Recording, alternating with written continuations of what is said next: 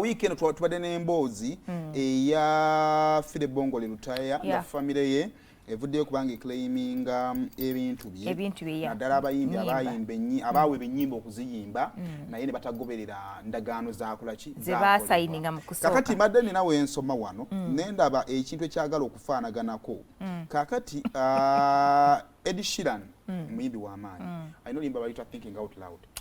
Singa mmanyi okuyimba singa nkabayimbira. Nombano olina obbamuko ne music. Owange gwe mmanyi mulala. Kawina ng'oyinamu. Nsumulule? Tosumululira wano. Wanjita. Nino bbango oyinamu music. Kakati Ed Sheeran yayimba Thinking Out Loud.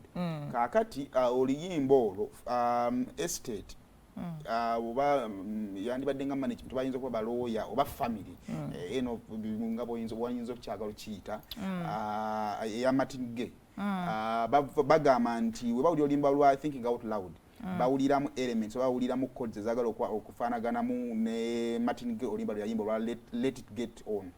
Let's get it on. Kakati ne bagenda mu court babadde mu court for 7 years. Nga family ya Martin Gaye gamba nti twagala batulirire obukadde 10 obwa dola. Ed Sheeran yatuuse ne ku extent ekwata gita na yes it is Marvin ye bananyino liyimba original. Kati Ed Sheeran yatuuse ne ku extent okukwata gita n'agisuna mu maaso g'omulamuzi okwongera okumulaga originality y'ekyo ye kye yakola.